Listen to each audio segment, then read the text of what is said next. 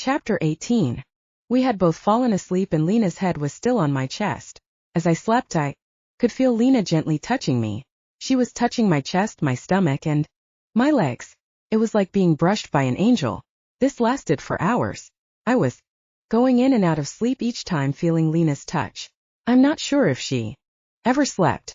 I looked on the dresser at the clock. It read 5 p.m. Tommy must have shown. I didn't want to leave the room. Lena was still gently rubbing my abdomen. I leaned up. "Are you okay?" she asked. "I'm great," I said. "Josiah," Lena said. "Yes. Why haven't you kissed me?" I paused. I really didn't have an answer. "Do you want to kiss me?" Lena asked. "Very much so," I whispered. "Okay then." Lena smiled. This was it. My heart was pounding. I turned my head and leaned into her face. In the dark she looked like a pixie with her short black hair. I very gently slipped my head closer to her mouth and softly kissed her lips. As our lips touched, I was overwhelmed by my senses. Every touch, every smell seemed magnified. I took my right hand and placed it on the back of her head. She aggressively leaned forward, pinning me to my back. She was taking control and I was letting her do it. She lay on top of me, kissing my face, my neck, and my lips. I could feel the fire burning from inside her. It was as if a tiger had been let out of her cage. "Can I bite you?" she asked. "Do whatever you want," I whispered back. Lena kissed the top of my forehead softly and made her way down, kissing me inch by inch until reaching my neck. I was in complete ecstasy. She kissed my neck passionately.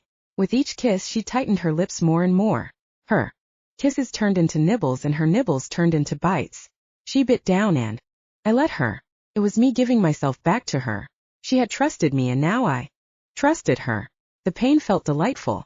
I wasn't even sure what flowed through my veins now that I was a vampire. Whatever it was ignited her with passion. My entire body began to quiver. I was in complete submission to this woman. She had me. She had every inch of me. And I loved every second of it. I had secretly longed for this moment for months. I never imagined that she'd be this daring, this adventurous.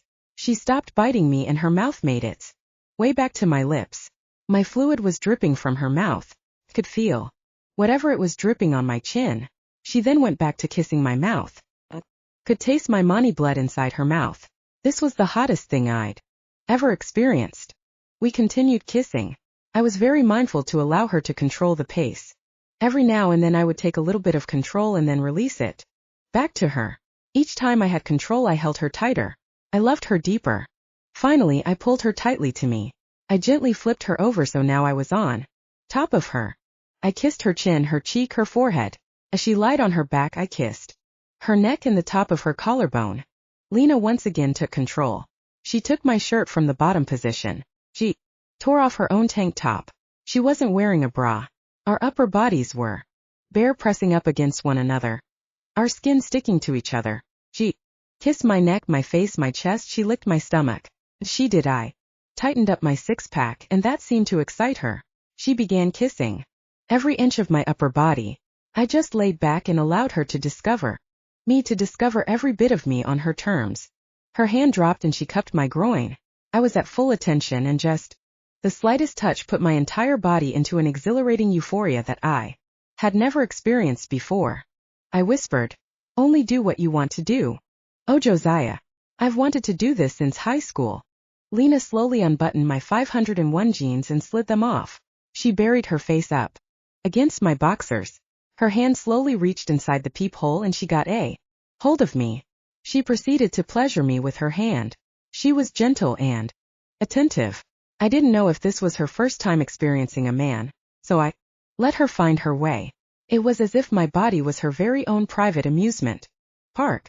I was thrilled to be the main attraction. She stopped before I could climax and I didn't care. I reached down and lifted her up so she was lying completely on top of my body. We kissed and kissed. We held each other tight. We were here, we were in the moment, and we were alive. We laid there in each other's arms. Seconds became minutes and minutes became hours. I didn't want to leave and nobody was going to force me. I wanted to lie there forever and so did she. If there was a way to do it, we would have. I had so much to say to her, but I had no idea how to tell her. All I could do is show her how much I cared for her until I was ready to share it out loud. She would know by my actions how I felt about her. You think we should get up? Lena whispered. It was weird hearing her voice. Neither one of us had spoken in hours. What time is it? I asked. Almost 6 in the morning. Wow, we have been lying here for a long time. I know. Lena got up and put on her black tank top. I put on my white t-shirt. She turned on the light and it felt like someone flashed a spotlight on our faces. Come here, I said softly to Lena. Lena walked over to me and I stood up and hugged her. She pulled back and looked at my neck. Sorry about your neck. You have some hickey. I felt my neck and it was a tad tender. I smiled at Lena and said, next time, I'll have another taste. Oh, you will? I grinned. I'm going to see what Tommy is doing. Okay. Josiah, Lena murmured. Yeah. Can we keep this between us? Sure. No problem. But the hickey is a big giveaway.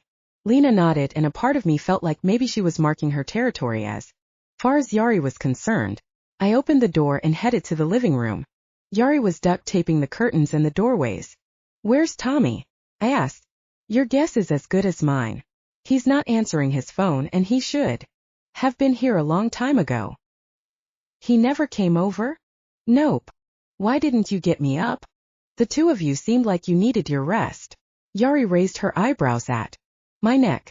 Apparently, there wasn't much resting. I ignored her and continued about Tommy. This isn't good, I said. Do you think he did something stupid? Yari now appeared to be worried. Hell, I was worried. I wouldn't put it past him. This sucks. It's almost daylight and someone needs to go find him. You can't go, Yari said. You need to limit how many times you transition up. Here. This is a highly populated area. It isn't like the Inland Empire. There are people everywhere up here. You're not exactly discreet when you transition. What should we do then? I should go. Yari was indignant about it, but Tommy was my best friend and if something had happened I wanted to be the one to be there. He might have just gotten lost.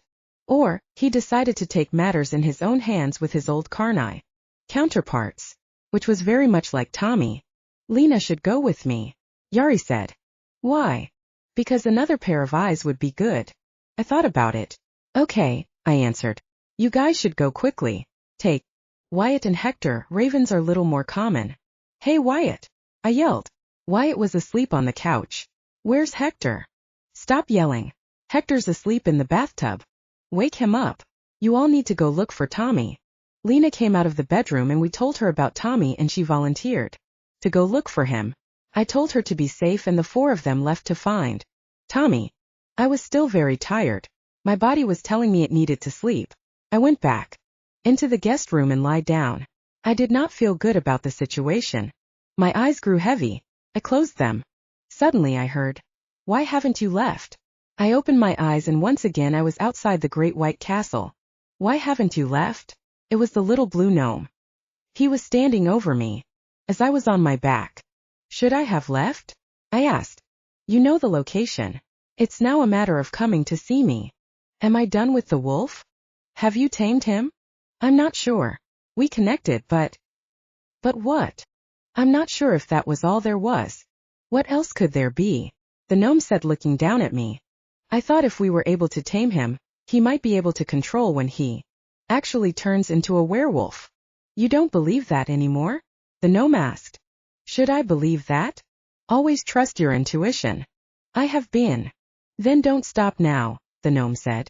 And with that I woke up instantly. I had been asleep a long time and it was dark outside. These vampire sleeps are eerie. Time goes by a little too fast for my taste. It was 8:30 p.m. and there was no sign of anyone. What the hell? They had been gone almost 15 hours. This was not good. What the hell was going on? Checked my phone and it was dead. Fuck, I forgot to charge it. I got up and went outside Yari's front door. I stepped onto the front porch and looked up to the sky. I knew shit was about to go down. I could feel it in all veins. This was the calm before the storm. Tommy had done something stupid, now I knew it for sure. He had gone back to visit his old clan. I felt it deep in my soul. I closed my eyes and for the first time I began to see picture frames. They looked like little short 3-second films. I could see Tommy. He was at the ranch where I had fought Goliath. He was surrounded by many Karnai men. Damn it, I lost the vision. Shit. I concentrated harder. I could now see a row of trucks. They were filled with Karnai. They were riding out to the ranch. My vision seemed to be skipping time. I wasn't sure if my second vision happened before or after the previous one. I closed my eyes again. Could now see Yari and Lena. They are trying to talk to Tommy and he isn't listening. Shit. Tommy. Listen to them. You fucker. I lost the vision again. Once again. I closed my eyes and concentrated with all I had. I could now see Lena. The Karnais have. Chapter 19. I immediately transitioned into the White Eagle and flew up into the sky. My large wings flapped rapidly and headed south to Orange County. I wasn't sure how fast I was flying, but looking down at the cars below on the freeway I could tell I was going about 5 times faster. I got to Anaheim Hills in mere minutes and wasn't sure what time frame my visions were in. As I got closer to the ranch, I feared my last vision was the present. I looked down and could see an all-out war going on down at the ranch. What had Tommy done? He had put everyone in danger. Where was Lena? Circled the ranch. All my friends were isolated the same we did the werewolves the other night. I couldn't see Lena. Wyatt and Hector were fighting about 6 Karnai each at the north end of the ranch. Yari had her hands full with a number of Karnai women, and from the looks of it she seemed to be doing okay. Where was Tommy? Where the fuck was Lena? I circled and scoped the ground. I could see Tommy by the large trees fighting 3 of the bastards. Where the hell was Lena? I could see everyone except for Lena. Then I spotted Goliath. He was between 2 trucks. He appeared to be wrestling someone much smaller than him, extremely smaller than him. It had to be Lena. She was fighting the ogre off. I didn't think and just reacted. I lunged forward with a force so ferocious I felt like a heap sinking a missile, crashing into a military target. As I bolted to the earth, I extended my wings for more acceleration. I was going to kill that overgrown piece of shit. I was about 100 feet from piling into Goliath's back with my sharpened beak when I had Lena yelled out, "No, Josiah, it's a setup." It was too late. Goliath turned around and was holding a 10-foot lead pipe in his hand. I tried to hold up but couldn't. My momentum carried me forward like an out-of-control freight train. I was going too fast and was too out of control. There was no way to stop. I tried to move out of the way of Goliath, but there was no chance. As I came up on him, Goliath swung the lead pipe like Albert Pujols during batting practice and whacked me directly in my stomach. I ricocheted backwards off the pipe. I fell to the ground about 15 feet away. I couldn't move. He had hit my stomach with the full force of the pipe. My stomach felt like it exploded. The pipe had torn up my insides and I could feel my bones breaking inside of my body. I was on my back and automatically transitioned from eagle to Mani. Laid on the ground spitting out blood. I couldn't see anything. I could hear bodies surrounding me. I took my hand and felt my rib cage. All my ribs were broken. My Mani blood poured out of my mouth. There was nothing I could do and I was fucking helpless. What the hell? This wasn't the way this was supposed to end. I didn't know what to do. I was dying and knew it. The pain was excruciating. I couldn't just lay there and have Goliath kill me. I did the only thing I could do, broken ribs and split inwards and all. I stood up. I opened my eyes and could now see. All my friends were being held by mobs of Karnai. 10 to 1 was the only way they could handle any of us. Well, except for me. All it took was Goliath and a lead pipe. Lena broke free from her mob and ran towards me, and another Karnai grabbed her before she was able to reach me. "Josiah!" Lena cried out. "What the fuck, Tommy? You led all of us to a fucking slaughter." Couldn't stand any longer. I was too weak. I was in too much pain and I fell to my knees. I looked to my right and saw Goliath slowly walking towards me, savoring each moment with each step he took towards me. His back apparently was still hurting as he winced when he walked. I looked to my left and saw Tommy doing all he could to try to break free from his own Karnai mob holding him back. There were too many of them. There must have been over 100 Karnai out here. They loaded up and we were all going to pay for it. Goliath walked up to me. "What happened, Eagle Man? You don't have any more magic." I was too weak to even concentrate. I couldn't do anything. I was in too much pain. I looked up to the sky and called out into the night. I yelled out to Whatever force, whatever had been giving me these visions to spare me. Please, I yelled out. Not like this. Then I heard Tommy's voice. Josiah. I'm sorry. He can't give up, I thought. Was Tommy giving up? Goliath reached down with his giant hands and picked me up. He raised me over his head like a prized kill. With a giant warrior yell, he chucked my dismembered body 30 yards in the air. I landed on the ground in a heap of misery. Every bit of me hurt. Every inch of me ached. Wyatt and Hector had transitioned into ravens, but they weren't able to get away. They were being held down like wild animals.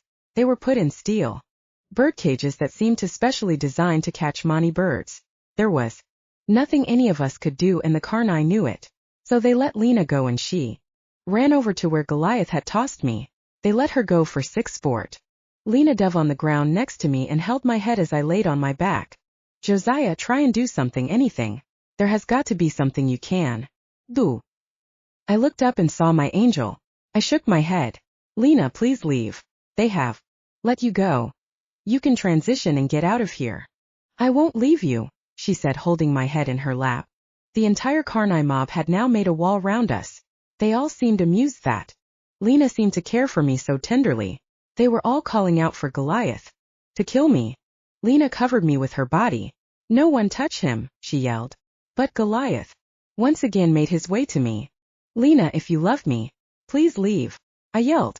I won't, she said. I'll die here with you tonight. Oh, you will die, sweet Mani-ass. All of you will.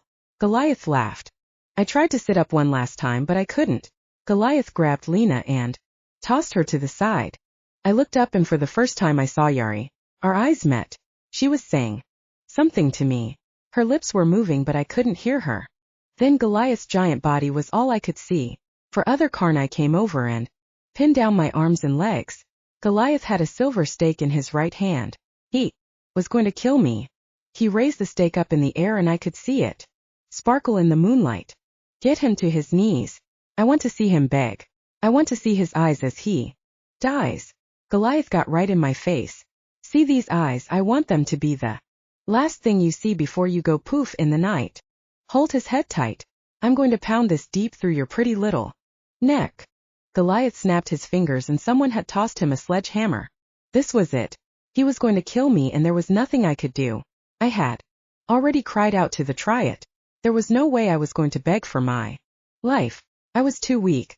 I inhaled air, and with my last breath I yelled, Tommy! Save me! I turned my head to the crowd and could see Tommy's eyes. He was still being held back, but I could see his eyes, his bright yellow eyes. Tommy was turning.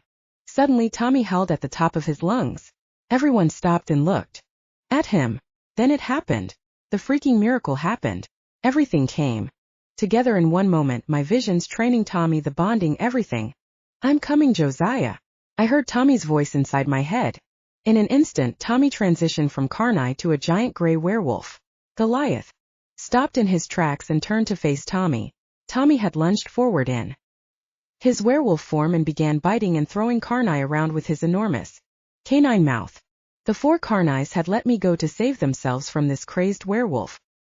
Just fell to the ground because I had no more strength. Tommy bit, clawed, and tore into every Karnai in his path. All the Karnai who were still alive ran, and all the ones who died disappeared. All except Goliath. He stayed. What kind of bullshit is this? It's not even a fucking full moon. What the fuck, Tommy? Did they make a Mani out of you? I watched as Tommy dove on top of Goliath. Goliath kicked Tommy off of him. Tommy flew 10 feet forward. Goliath charged into Tommy, still holding his silver stake. Holy shit. If anyone can kill a werewolf with just a stake in his hand, it's Goliath. Tommy bit Goliath's hand and he dropped the stake. I was losing consciousness. Lena and Yari both ran to me. I looked up and saw both women. Yari looked down at me and said she was trying to mouth to me earlier. What is it, Yari? I asked, barely being heard. Heal yourself, Josiah. Heal myself. It's been done before. It might work. I looked up at Lena. Please, Josiah, try. Lena whispered. It's your only chance. I closed my eyes and placed my hands over my stomach where I was receiving most of my pain. I felt my own body. I put my hands over my injuries. I imagined my body healing itself. Nothing was happening. I could heal myself as much as I could walk on water. Walk on water? Was that it? Did I need to submit? Then I yelled out loud, "Please heal me." It was less of a command and more of a prayer. I was saying it to whoever was in control. All I knew I wasn't. May have been the chosen, but I wasn't the one in control. Then I felt an amazing peace come over my body, a power far greater than anything I had ever known. I could feel my ribs tightening, could feel my legs and arms getting stronger. I must have had 20 broken bones in my body. Each one hardened, each one was being rebuilt. I was still on my back, it wasn't for long. Something supernatural was lifting me off the ground. I saw bright light going through me. I was floating in midair about 10 feet off the ground. Something had taken over my body, something far greater than myself, far greater than anything of this world. Yari and Lena had stepped aside. I looked up in the sky and I knew I was being blessed not by only the triad but by a higher power. My entire body had been healed. Then as fast as it happened, the light went away and I landed on the ground. I stood up and felt taller, stronger, and more muscular than ever before.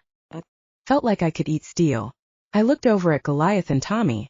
Goliath was manhandling Tommy and had gotten a hold of the silver stake again. He didn't waste any time. He tried to stab Tommy in his chest, luckily he missed. He stabbed Tommy in his right shoulder. Tommy fell backwards and Goliath removed the stake from Tommy's shoulder and raised the stake over his head to pierce Tommy's heart. That was not going to happen. In a blink of an eye I flew over and kicked Goliath's hand and the stake went flying. I looked over at Tommy and he was really hurt. "Get Tommy out of here," I yelled to Yari and Lena. Wyatt and Hector were still trapped inside the bird cages. I jumped on top of Goliath and grabbed him with all my might. I held him with my hands and flew him up into the air. He was a giant beast, but I felt stronger than ever. Goliath punched me in the face in midair. I drop-kicked him and he fell to the ground 20 feet up. The bastard was so fucking huge. He landed on his 2 feet. I flew down to the ground and once again ate shit when I hit the earth. Damn. I needed to learn how to land. Goliath ran up to me and kicked me in the chest. I flew back 5 feet. "All right, Goliath. Just you and me, no flying, no lead pipes. It'll just be an old-fashioned street fight." "Are you serious? You will have no chance." Goliath came at me with a haymaker and clocked me in my chin. I once again fell back but didn't fall to the ground, and that seemed to really surprise the overgrown shithead. I came back and kicked him in his chest. That was as high as my high kick would reach. He fell back a couple of steps. "Screw it. Let's box, motherfucker," I said to Goliath, and I stepped up and gave Goliath multiple 5-punch combinations and landed nearly all of them. Goliath took each punch and seemed to love to get hit. He fed off it. We then began trading punches. I would punch Goliath and then his gigantic ass would punch me back. It was almost a test to see who could handle the better punch, who could withstand more pain. I was known for being able to take a punch, but this was ridiculous. His fists felt like lead pipes themselves. We continued to battle. I hit his nose, he hit my right eye, I hit his mouth, he hit my chin. This went on for 20 minutes. Neither one of us would quit. This wasn't going anywhere. This guy tried to kill me. He tried to kill Tommy. He hurt Lena. He deserved to die. I dug deep as I sensed Goliath finally tiring. "Fuck the street fight," Goliath said, tackling me with his enormous frame, and I landed on my back right next to the damn silver stake. Goliath jumped on top of me. I could see Wyatt and Hector charging him from about 200 feet away. Goliath and I both grabbed the silver stake at the same time. I got it first and rammed it directly into his heart. I struck him with all the remaining strength I had. His entire body landed on top of me. I pushed him off of me and he fell beside me. I rolled over and looked him right in the eyes and said, "Surprise, motherfucker." It was he who would see my eyes with his last breath. As he took his last breath, he vanished as the others had before him. Hector and Wyatt came up on me. Hector leaned over and helped me. I walked over to Tommy. He was still a werewolf and bleeding badly. I placed my hand on my injured friend's shoulder and simply said, "Please heal him." Also, suddenly I felt a burst of heat leave my body and enter his. Tommy's wound had been healed. Tommy instantly transitioned back to his carni form. I should be pissed at you, Tommy, I said. But I think everything that happened tonight was according to plan. You're not the only one with visions, Josiah, Tommy said. That's what I figured. I hugged my best friend. Chapter 20. I was about to board my plane. I was at LAX airport in Los Angeles. You sure this is what you're supposed to do? Tommy asked. I'm certain, I said. Good luck, brother. Tommy shook my hand. You sure you don't want me to go with you? What if the blue gnome turns out to be a weirdo? I have to do this alone. Wyatt and Hector both came over to me and shook my hand also. Hey, I said to Wyatt and Hector. You two look after my 3 favorite people in this world. Wyatt and Hector both looked at me sad. You two are definitely 5th and 6th. I assured them and they both smiled. Even though you both tried to kill me, I laughed. Kidding, I am just kidding. I grabbed my bag and Yari came over to me. Hurry back, Josiah. I will. I promise. I gave Yari a giant hug. I looked behind her and saw Lena. She was looking at me with tears in her eyes. I dropped my bag and walked over to her. I smiled gently and said, I'll be back. Lena looked up at me. I took my hand and wiped the tears from her eyes. Be safe, Josiah. I leaned over and kissed her on her lips.